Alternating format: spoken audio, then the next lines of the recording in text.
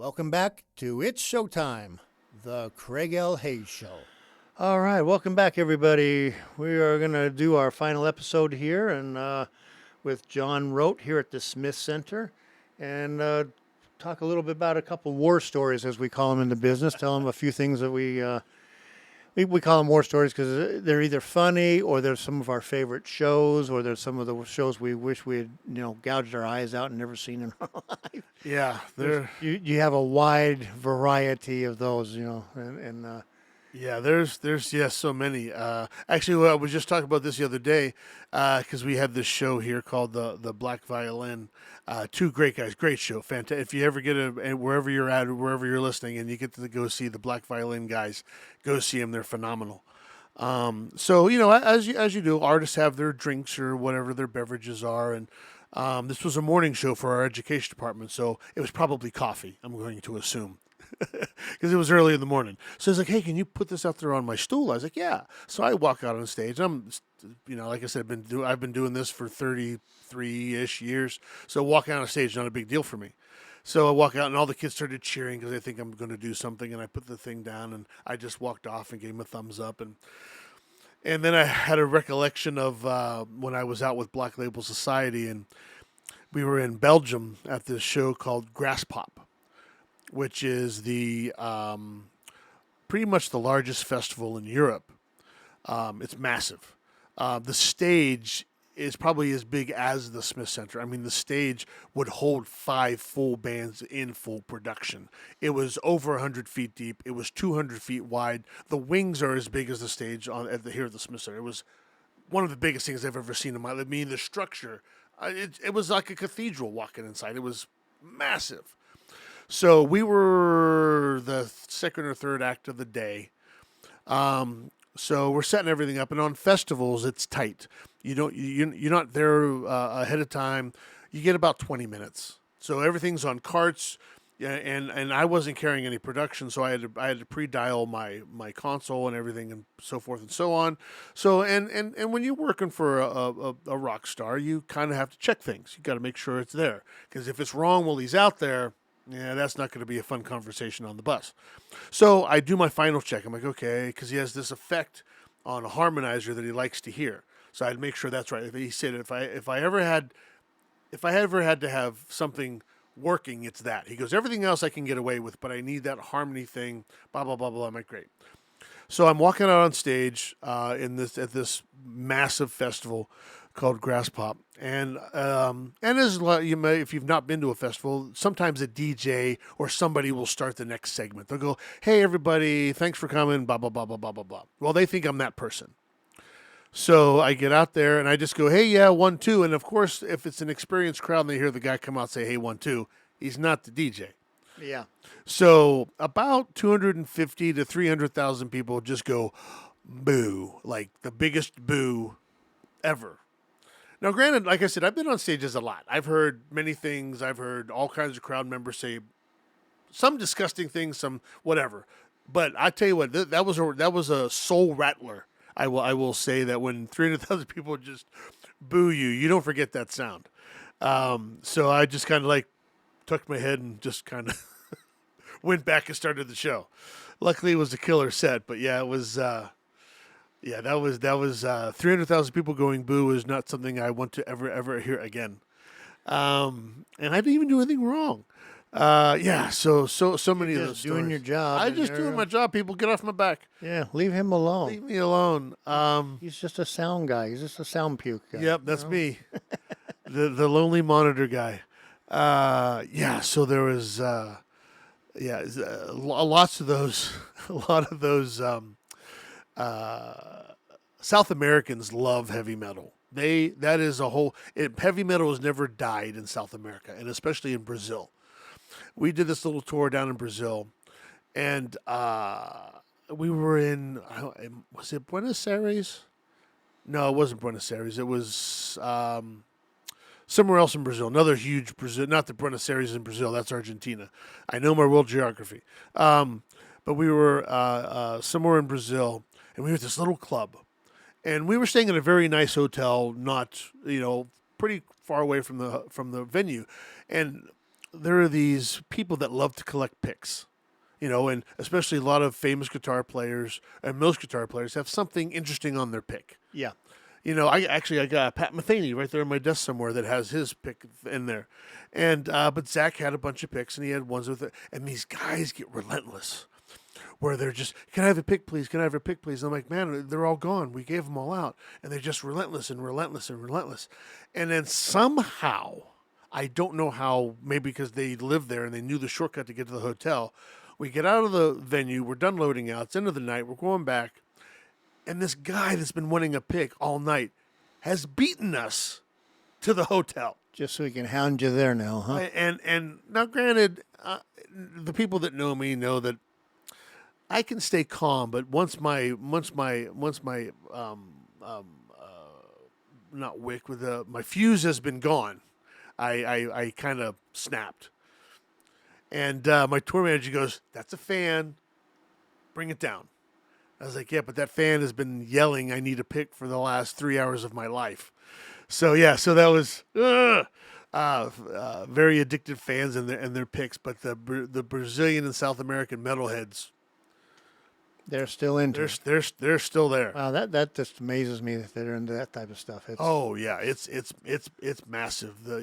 So who are some of the groups that they really dig down, or is it their own people? No. It's the classics. It's the Judas Priest. It's the Iron Maiden. It's the Ozzy and Black Label. Anything that is heavy metal. As long as it is still hardcore heavy metal from the 70s and 80s, and your Slayer. I mean, it's all very taken very seriously in South America. It is. Wow. Yeah. I did 2 tours down there, and played some big places, played some little places, but they're still serious fans. Yeah, and that brings me to another great story of my stupidity. This is one of my favorite stories about when I said I knew my world geography, which I do, but I just forget about how the equator works and the seasons work. So, because we live here in Vegas, it's hot a lot. So I have a lot of shorts and T-shirts. Now, when you're going on tour in early August or late July, whichever one we went down there for, and we're starting in Chile, Santiago, Chile, which for those of you who don't know your world geography, Santiago, Chile is almost at the peninsula point of South America, which is, for those of you that might not know, is south of the equator. So when it's summer in North America, it's winter in South America. But when you're packing for a tour, you don't think about that because you're like, okay, da-da-da-da. You get on a plane. Now, we go from here to DFW, which is at the Dallas-Fort Worth, one of the major hubs for airlines in North America. And we're changing planes, and then I just start noticing people with parkas, ski gear, warm weather stuff. I'm like, what's going on? I'm like, maybe they're just cold. I don't know. Get down to Chile. We get down to Santiago, Chile, and we're gathering all their stuff. And I'm like, it's a little cold outside, a little nip in the air, So I get outside the airport, and there's snow on the ground. There's snow in the mountains, and it's about 30 degrees because Chile is sea level, and then it rapidly gets up to elevation, 7,000 feet in like 5 miles. So in 5 miles, you go from like sea level to where you can ski in 5 miles. So it was cold. Yeah. I was shivering, and because I had no pants, I had nothing because I thought I was doing a summer tour in South America. So yeah, learn your weather systems for the world there, everybody, and then you won't freeze your little butt off. Luckily, we went up to Brazil. No, that's when we went to Buenos Aires. So actually, it did get a little warmer because we got into that little farther north, that zone of Capricorn or whatever that is, the subtropic zones. So yes, but that is one of my stupidity things where I forgot how the world works. When you get outside the states and you're like, oh yeah, that's right. Yeah, and I lived in Australia for a while, I went through their whole June, July, August, September, and it was just starting to get warmed up because it was heading towards summer down there. And I flew back in the 1st of November and went and had winter all over again. Had a whole year of winter and fall. Yep. Yeah, that was and actually one of the stories from the Navy, because I did my A school in Pensacola, and I was getting ready to be done and go back to my reserve duty back in Pittsburgh. So I was transitioning out of being active duty into reserve duty, and I was getting ready to fly back to Pennsylvania. And I had a turtleneck on and a sweater and jeans and everything. I was like, "Where are you going?" I'm like, "I'm going back to where it's cold, because in December in Florida it's not cold." And then you fly back up to the mountains where it's like it was snow on the ground. But yeah. Know where you're going, everybody. Let's see. What else do I have there? Actually, a lot of the corporate shows I did. Toyota was some of the biggest shows I've ever done. That was some of the, massive arena shows that were for products and everything. And my little friend, I can't call him my friend. He doesn't know my name, but his name is Akio Toyota. Fantastic man. He is the namesake of the Toyota car company. And so, as you know, with a lot of people of that stature, especially Japanese, they have a lot of hanger-ons. They have many people that are making sure they're not so much security, but just people that just huddle around him to make sure that he's getting what he's getting, he's taken care of. Yep. So, and I was always in charge of putting the microphone on Akio, which is a big deal, actually. And I probably couldn't do any more because I have sleeve tattoos now, so I probably couldn't go near him now. But back in the day, he got off stage quicker than normal and got to the green room. So I'm running in there to get the microphone off him because I know he's got other stuff to do because he's the namesake of Toyota and the CEO president. So I run in there. Now, I'm 6'5", for those of you that don't know me. I'm a 6'5", 200-pound, 225 guy. I'm kind of big. Akio is not. Akio is a small Japanese man. So trying to get it done as quick as possible, I pop down on my knees so I can get level with all the microphones and stuff, and he starts laughing. And I'm like, and I panic for a second, and then his other guy, his guy that's with him, starts laughing because I am as tall as Akio Toyota on my knees, On your knee. as he is standing tall, and he is loving it. He was having a great time. We were joking. He gave me a sticker because his slogan at the time was "I love cars," and it was a caricature of him and his dog, and he gave me a couple stickers of it. It's just one of those. He didn't have to be Akio Toyota at the time. He just got to be a guy having a laugh about something that had anything to do with anything. It's just fun when you get to see some of those people that just get to be people at the time. Because sometimes, these stars they always have to be on. It's always like, I'll never forget Steve Martin. He came here with, what's his bluegrass band called? The something Mountain Rangers, Canyon Mountain Rangers, or whatever his bluegrass band. Phenomenal bluegrass band. Now, Steve Martin's a kind of a boisterous guy. He's always been the wild and crazy, out there kind of thing. And then we're all sitting backstage getting ready to do sound check. And he's like hiding. He's like, his glasses are dirty. And he's like, "Are those my banjos?" I'm like going, "I think those were the ones brought in for you, sir."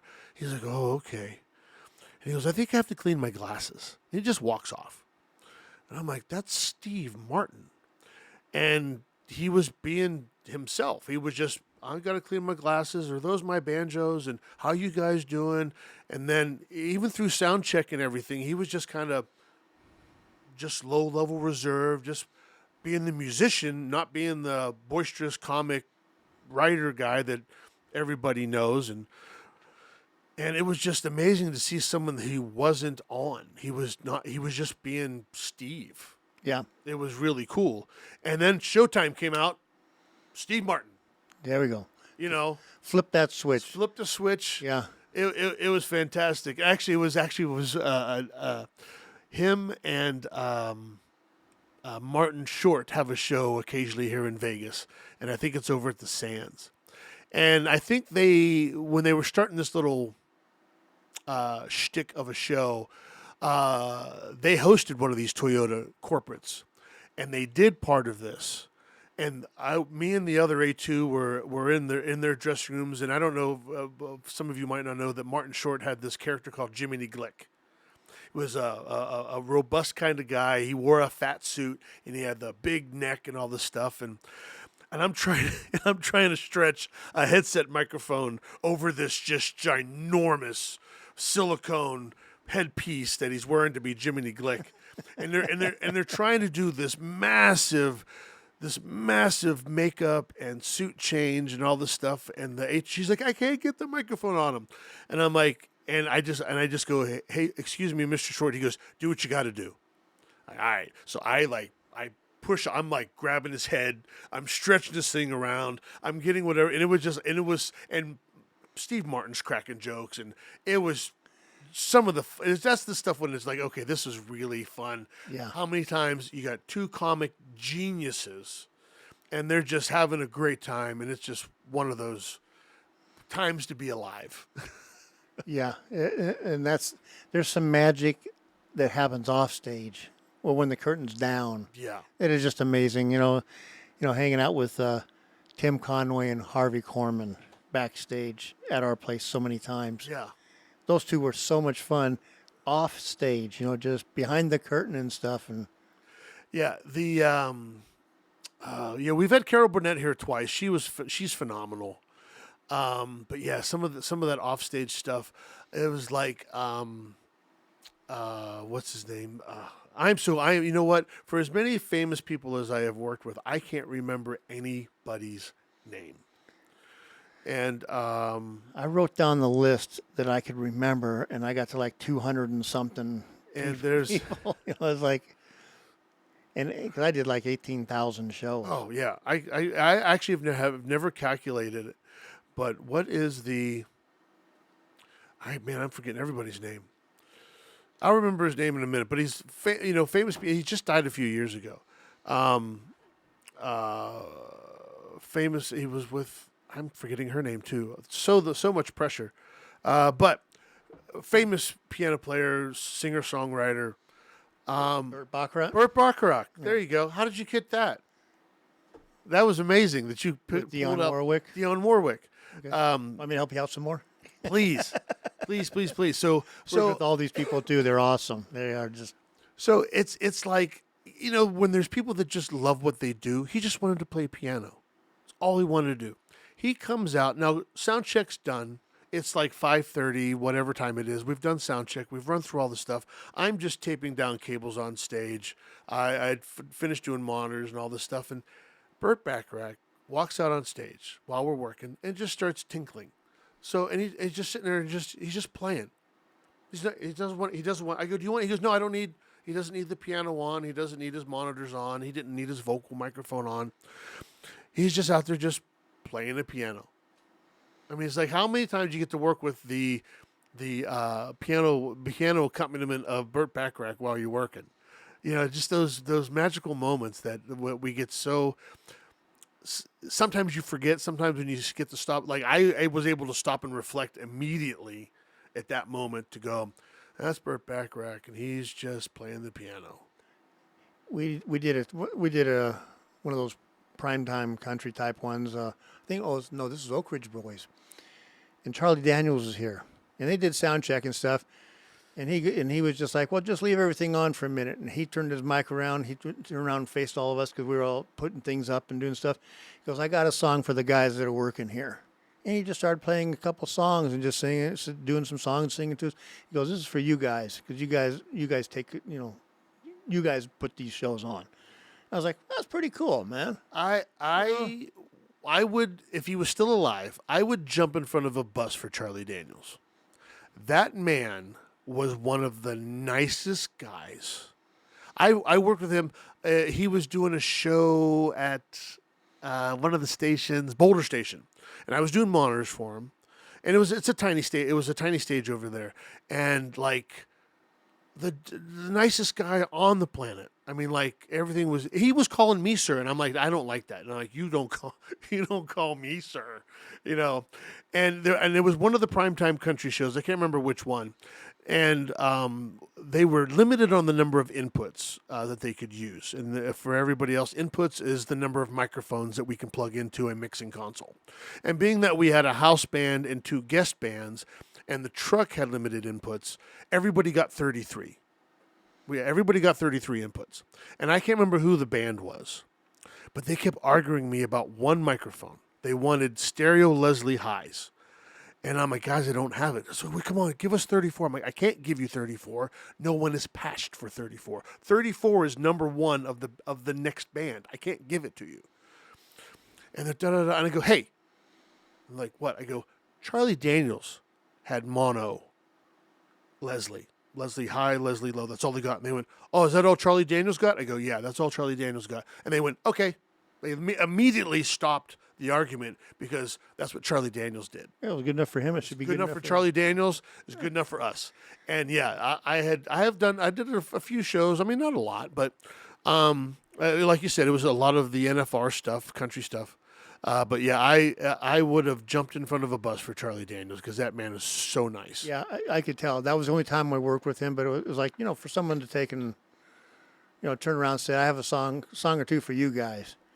And just sit there and just play his guitar and just sing a couple of things. I don't even remember what the songs were, but we're doing stuff, and Ed and I were like, this is kind of cool. Yeah. Charlie Daniels is like our, background music right now. Yeah. It's pretty cool.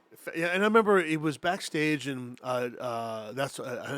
even Dick Clark was there that night, and I can't remember. Charlie, he asked for something, and I think it was a chair or a stool, and I just went and grabbed one, and I put one down for him and his wife, and you would have thought I saved his life. Shook my hand. Oh, thank you so much. That was so nice of you to do that for me. I'm like, yeah, Charlie Daniels, you can have whatever you want. Yeah. He's a legend. The guy's a legend, and from what you're saying, and like I said, that this is just one time I've worked with him. But he was awesome. Yeah, he really was. Yeah, when I was talking about Dave Torty over at the Circus Maximus, and I had done I wasn't on tour with them, but when they were in Tahoe or when they were in Vegas, I supported Earth, Wind, and Fire a lot. And, they kind of knew my face, but they had no idea who I was. But Verdine, the bass player, came down. Now, granted, he was still dressing in his 70s-ish leisure suits and his polyester pants and his big boots. And his pant leg was a little caught on his boot. And I said, oh, Verdine, I said, come over. And I just pulled it over his boot. That's it. It took half a second. And oh man, thank you so much. I could have went out on stage like that and I would look like a fool. And thank you. I'm like, I just fixed your pant leg, dude. It's cool. Yeah. But it is nice to be appreciated on some of that stuff when you get there and, to find out who's, I have met a couple not so nice people. Actually, surprisingly enough, I thought not as many as you think. No, that's the amazing part too. It's and that's okay. But we're getting down to the end. We've got about a minute left here. Anything else you want to say before we wrap this up and you go about your merry way here at the Smith Center? No, everything's great. This has been a walk down memory lane. Some things I've completely forgot about, especially my age now that I've been 30 plus years in the business and walking down names I haven't recited in decades and places I completely forgot about, shows. But yeah, it's nice to have cleaned out some of the cobwebs. That's good, man. Sure appreciate you letting me come down here and have a chat with you and spending a little time. And 'cause I haven't seen you in a while. It's been a few ticks. Yeah, it's good to see you. And you're in a beautiful facility here. And I think I'm gonna have to come down and see a show every so often. And check out the place and see how well you do your job down here. Check you out. And get one of those comment cards. John Rote doesn't know what he's doing. Exactly. What the heck, man? But thanks, John, once again for being a part of this. And my pleasure, Craig. And we'll continue doing these shows, folks, and some at Westgate and some on the road. Until then. You're listening to It's Showtime, the Craig L. Hayes Show.